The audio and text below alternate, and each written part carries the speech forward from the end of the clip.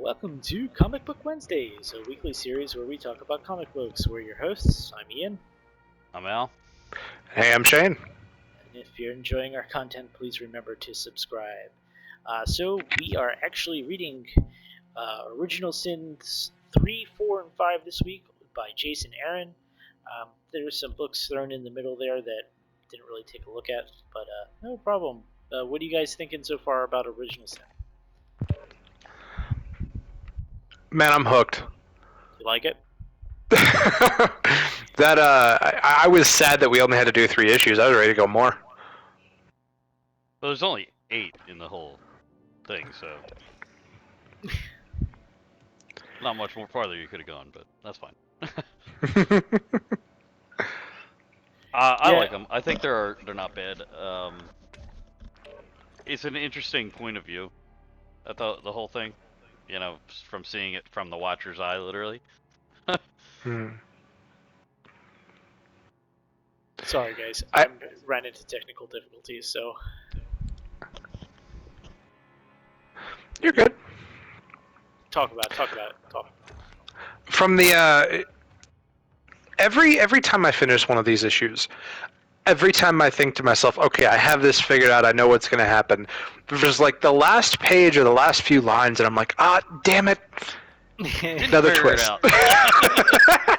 You don't That's know always nothing. a good thing, though, right? Like, that's not a bad thing. Could you No, imagine? I like it when reading it's unpredictable. Could you imagine reading these once a month?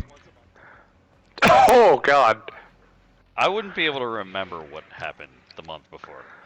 I'd have to read it 2 comics a month just to refresh the last one. That is completely fair. I mean, it's like waiting. Okay, so these only came out like what once a month, right? Mm-hmm. Yeah, exactly. Okay.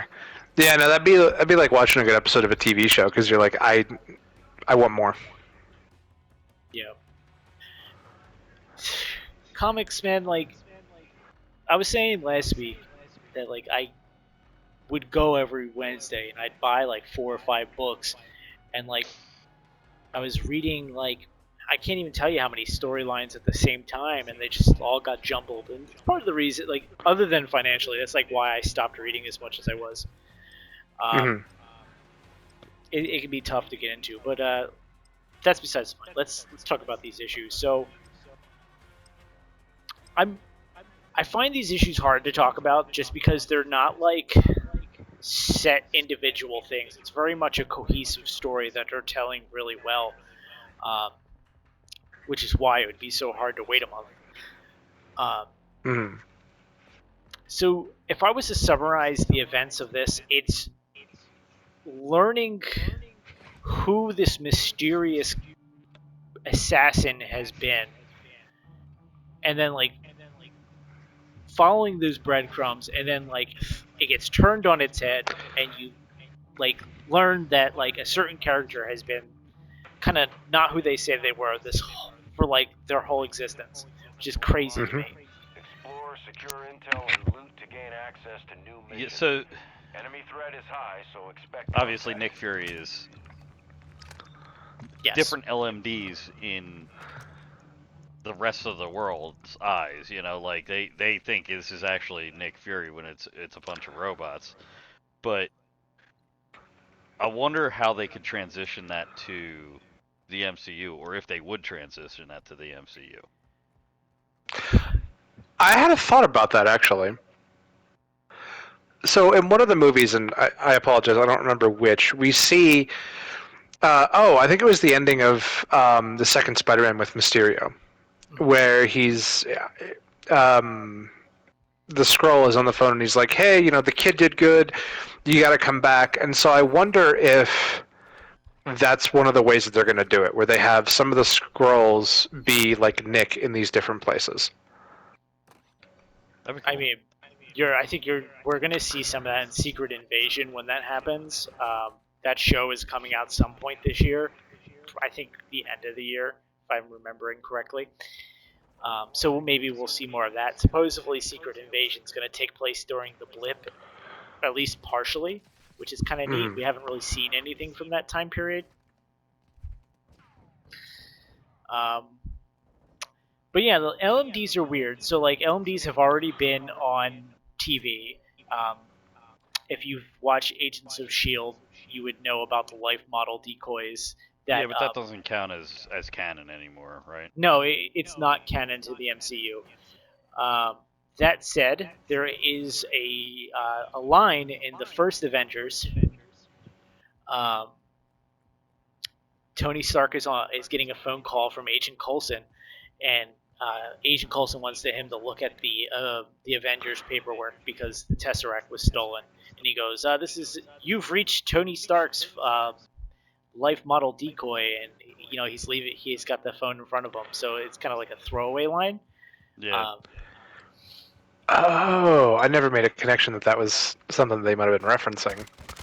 Yeah, it's A little Easter egg. yeah, it's definitely very Easter eggy.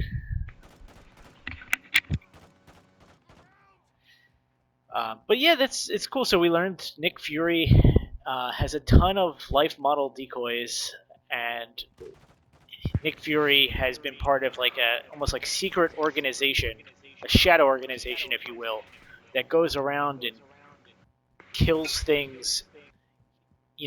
Makes the hard calls and kills things that are threatening the Earth. The things that maybe the heroes can't do. And he almost murked Spider-Man, but passed it off based on a vibe. That's right. I'm not really feeling it right now. I think I'll let this one go.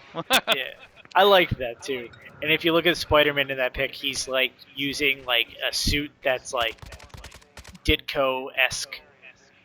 So it's kind of fun.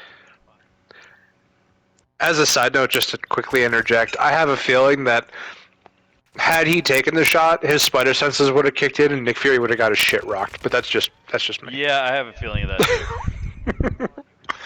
Not only would he got his shit rocked, but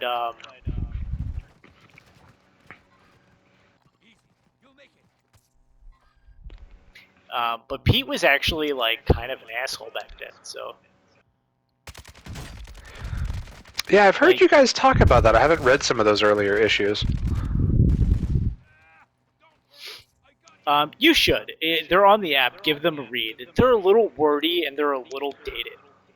But like learning about Pete's early stuff and seeing how much the MCU you use a lot of his early stuff, like I was surprised. All right, I would will like do to that. do a little bit more early reading stuff. Like, I'm different topic, but X-Men and stuff like that. There's always early X-Men stuff that's intrigued me to read. Seeing it as the comic or the cartoons and stuff like that, it's always been a little bit different. So I'd like to see it in the comics. I don't know if you guys saw, but I was reading a Wolverine book this last week, and it's like a mini series. It's just called Wolverine, but it was done in the '80s, drawn by Frank Miller, I think his name is. Okay, yeah, he does a lot of Batman stuff, right? He did a lot of Batman stuff, yeah, but he did this Wolverine book, and it's focused on Wolverine in Japan and like being a mercenary and shit. Right. It was really good, and I think a lot of the Wolverine movie was kind of taking inspiration from that book. Okay. But that's besides the point. I'm getting off topic. I'm sorry. No, you're good. Just back to being Nick Fury being sneaky in the background. Well, speaking Yeah. of Nick Fury, how about we talk about him getting his head ripped off? By the Winter Soldier.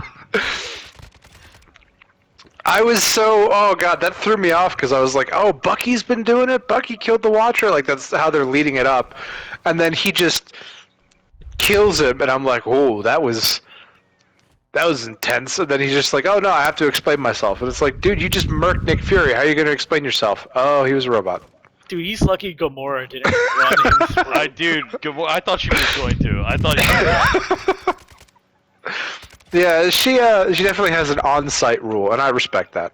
I really enjoy the talk between the Punisher and Bucky. Like, I think that's an interesting, like, the way they interact with each other is fun.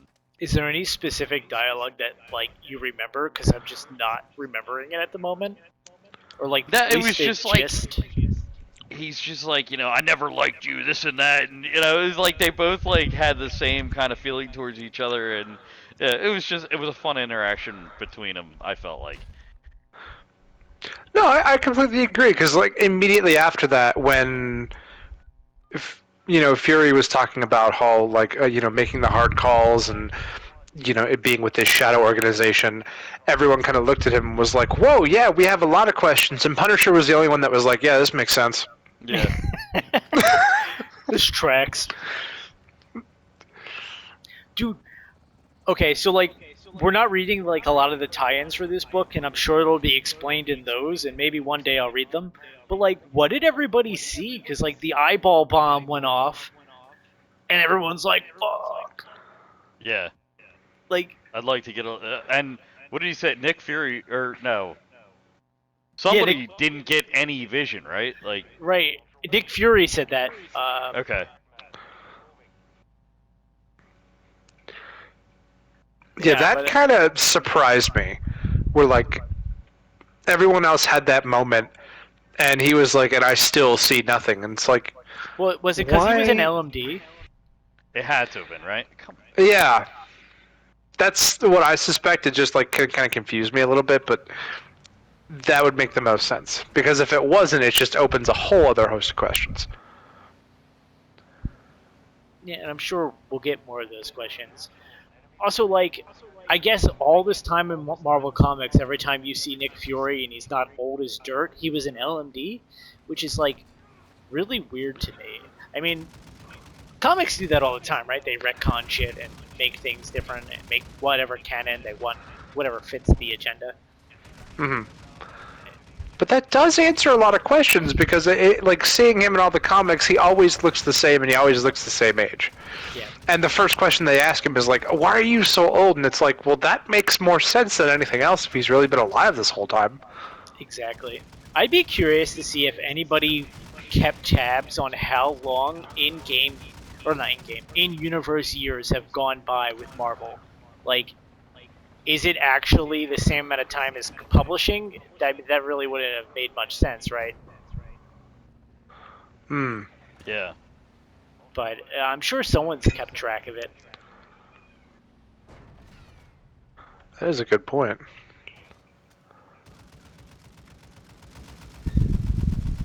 I don't know. But I, like... Was there ever, like, a reason that Nick Fury was that young? Like, was he exposed to any, like, super soldier nonsense? Or did he have, like, I don't think a so. serum or anything? I mean, I could Or be is it just one wrong. of those... Okay. Because I kind of got the feeling it was one of those questions where, like, nobody bothered to ask it. And everyone was just like, yeah, it's Nick Fury. He just does that.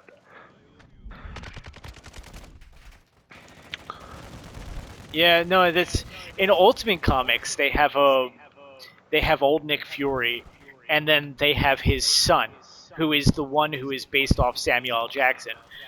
Um, funny enough, Ultimate Comics, Nick Fury showed up in the comics as Samuel L. Jackson before he shows up in the movies. They actually casted him because they wanted to make him based off the character.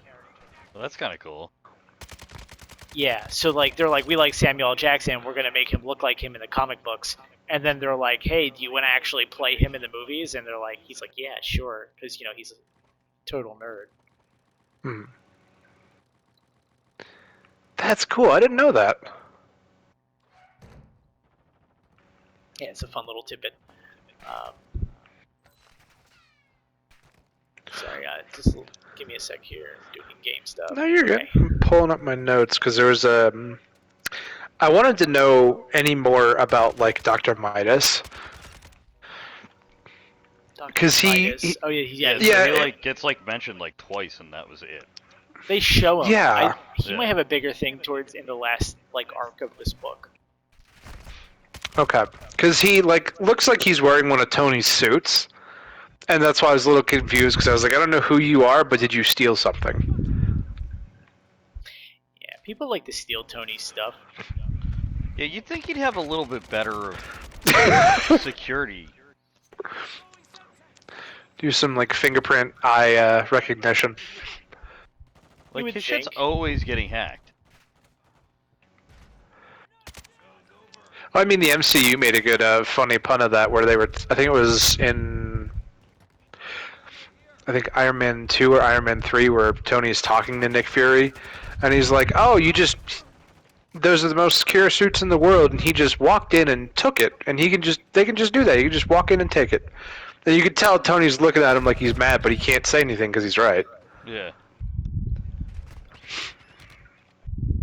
Yeah, and we're gonna get more of that, right? Because like during Spider-Man: No Way Home, Tony Stark's stuff was stolen, and they're making an Mhm. Armor Wars movie, so his tech was definitely stolen. Even more now that he's dead, you know. Mhm. Spoilers, I guess. Well, he's supposed to come back too, right? Like, Tony? yeah, they confirmed that he was coming back for Armor Wars. No. I have a theory about that I can I get don't- into after we're done with these. Send me that article because I I don't have read it the anymore, opposite. dude. It was on Instagram. That's fake. I'm sorry. He's not coming back for Armor Wars. If he's coming back at all, it's for Secret Wars. Or maybe it was Secret Wars. I don't know. It was one of the wars. And I would guarantee you, if that's happening, it's not leaked. That's under lock and key in a vault with a big burly man in front of it. That's what I read. I don't know. Nah, it's fake. We got this covered. Probably posted that. You can't trust them. Kevin Feige knows all. He sees all.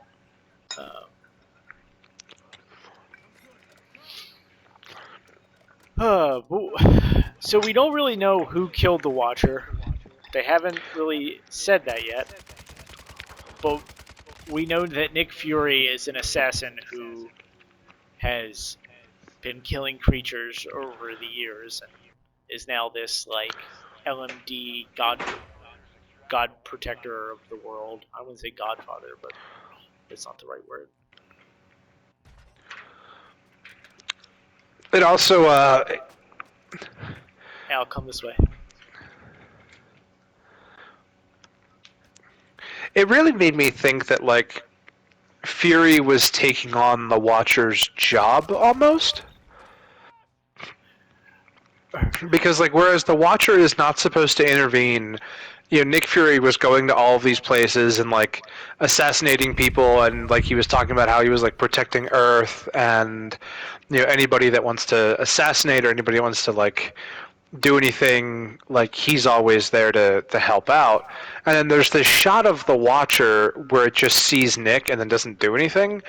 And so it makes me think that, like, Nick or somebody found out about what the Watcher is, like, supposed to do and decided, like, we need to take that one step further.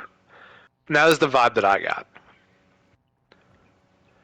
I see that. So, like, essentially, they're trying to steal his abilities by they got to kill him to take his eyes, and then use his abilities.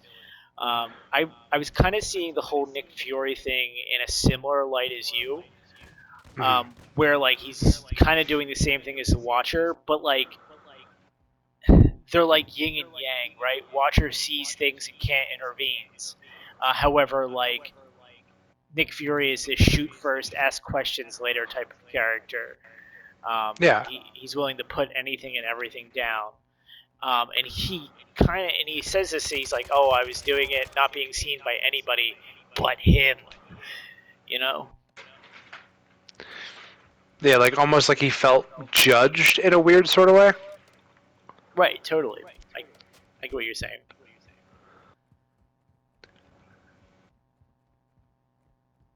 How about you, Al? What are you Yes. thinking? Sorry, I'm a little distracted. You're good. Yeah, no, that makes a lot of sense. You know, like he would completely take that information that he could get from the Watcher if there was a way of prying it out of the Watcher and do something about it instead of just sitting there watching. Yeah, exactly. So again, it's like just more of that. Like Nick Fury is this like Watcher-esque, but willing to take it to the next level. Um, does he hold a grudge against the Watcher for not doing more? Maybe, perhaps. Maybe. That's one way to look at it, you know.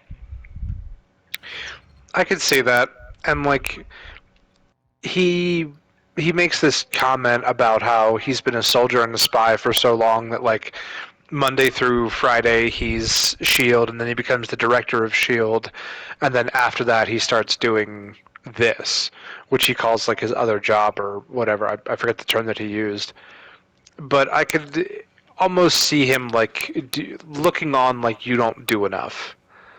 Like there are all these threats, there are all these things that we have to worry about.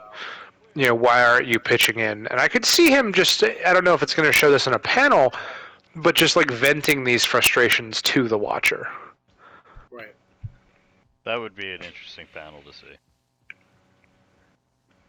It would be really good.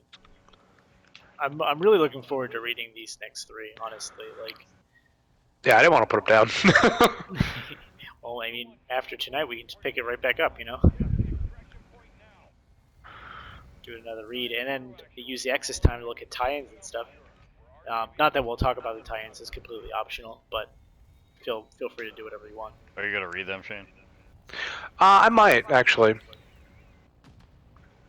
Might just in case you have extra time. I mean, Al, this weekend when you're sitting up in the thing, if you have nothing to do, you could always download a couple of books to your phone. And Oh, I'm definitely gonna be reading Star Wars books in there. That's what I did last time. Nice. But yeah, I mean, I'm happy with that we decided to continue and read these books because I think they're decent. They're worth the read, you know. I agree. I actually have a question about this. Sure. So you said that this story leads up to like the big one that we're gonna eventually hit, and I'm so sorry. I always get Secret Wars and the other one confused. What is this leading up to? Please say again. Secret Wars is the big story that we're reading towards. This is more of an offshoot. I wouldn't say this directly leads to it, but it's like affecting the characters. So I thought it was a good thing to read. Does that make sense? No, it totally does, and that's what I was curious about because with this being as heavy as it is, with the good content that we're getting, and it's honestly forcing different trains of thought because you have like some of these characters who, as we saw, like Cap, who have like these really strict codes and these really strict ways of doing things, and you can equate that like in a similar fashion to the Watcher, or like sometimes it'll bend the rules here and there for like really little insignificant things, like when he told the one character like, "Yeah, your father's alive," but in the grand scheme of things, they're not supposed to, or their code prevents them from doing that. And so I like that exploration of going through and like deconstructing some of those characters and their aspects and the why of the things that they do the way they do it. God, I hope we got all of that, man. That was great. Oh my God, Shane, thank you. Absolutely. No. Sorry, I'm taking it in. I let my inner writer out. My bad. Yeah, it was a little heavy. I don't even know how to like honestly contribute because it was just like kind of above me. Sorry. No, I mean these. Marvel has a way of writing or pulling in writers, right? Because every single one of these stories that we read, they're different person, different people, and you get a lot of that, and you get the personal aspects of it, and it's why I love Marvel Comics as much as I do. And I was always this DC shrill, right? I always had like DC Comics, yeah, for the win, and then I started actually reading the Marvel Comics and the interpersonal levels that these characters interact on. So when you get a good character-driven story with its thought-provoking like this, like it really pulls out those feelings more, and so now we're gonna have more detail with these characters going forward, and like Marvel writes their books in a way where like yes, everything is connected, yeah, sometimes loosely connected, but the repercussions of this should affect the ongoing story of the Avengers, new Avengers that we're reading, and like Secret Wars should feel more rewarding to read. Having the more books you bring in from this time period of publishing, the more you should feel rewarded from reading a big payoff book like Secret Wars. Because I mean, like, at the end of the day, the whole story is about this universe that we're learning being destroyed. So like, there's something inherently tragic about that, but it's exciting the same way. So it's I don't know, it's kind of conflicting. So it's echoing basically the morality and the compass of every person, not only like writing it, but every character within it. That no matter how much you try and do these black and white type characters or these black and white type scenarios, because each writer is different, they end up putting that part of themselves into the story, which then causes the character to then grow more life. Right. I mean, you can even see it just from the two different authors we've read so far. I mean, Aaron and Hickman write these characters completely different. We understand that they're the same characters and they end up acting the same way. However, like the notes, the tones, they're different. Like you can tell. And a great example is the Doctor Strange book we read. I mean, Strange in that is like a hearty stew. When you read him in New Avengers, he's more just the meat from the stew, because like the stew is the combination of the characters in New Avengers, while he gets to be the whole dish in the Strange book, you know. Um, also, No, that makes sense. what I was also going to say is that with the destruction of like a comic universe, you're also resetting publishing and comic book numbers, and so like somebody who is reading um, Fantastic Four from the beginning. The other day I showed you guys a book with a Fantastic Four 605. Well, after Secret Wars, Fantastic Four goes back to 1. So like you have these writers or these readers, I should say, who are they feel connected to these storylines because they've been following them for hundreds of issues, and then the publishing company goes and erases it. So when I say it's tragic, there are literally people who are upset about this happening. They're mad that they are losing their comic books. They feel I can that, understand that. and that's fair, right? I think Marvel does it in a decent way, but yeah, I feel like if I was following these books for like hundreds at a time, I'd be mad too, right? Yeah. Yeah, no, definitely. But yeah, well, but that is the struggle, I guess, the making money, moving forward type of things, and so we need to move forward as well. We go and we read our new books and we take in more, and we can always say like we read them, right? They don't go away, they don't disappear from our minds. Yeah, a little bit, but no, yeah. No, that's a great way to look at it. So we have more sketchy Nick Fury to look forward to, while at the same time knowing that it's probably going to get even weirder. Yeah, and if we You can read never any have enough Ultimate, sketchy Nick Fury. yeah, we can even get Samuel L. Jackson Nick Fury if we read Ultimate Comics. So, Whoa. which he might come to the 616 universe after Secret Wars. I'm not sure. We'll see. We'll have to see. We shall see. All right. Any final touching notes that you guys want to talk about before we go? I got nothing. I hit all the points in my notes. Awesome. All right. Let me get to a safe place. I'm getting shot at. Oh no! Alright, I'm hiding behind a bush. That should be fine. So next week we have Original Sin 6, 7, and 8. We'll finish that story. And then the following we'll pick back up with Avengers and New Avengers. Sounds good. Alright, everybody. Thanks for listening. Again, if you're enjoying our talks, please subscribe, like, comment. I'm Ian. I'm Al. And I'm Shane. This was Comic Book Wednesdays. Good night, everybody. See y'all. Have a good night.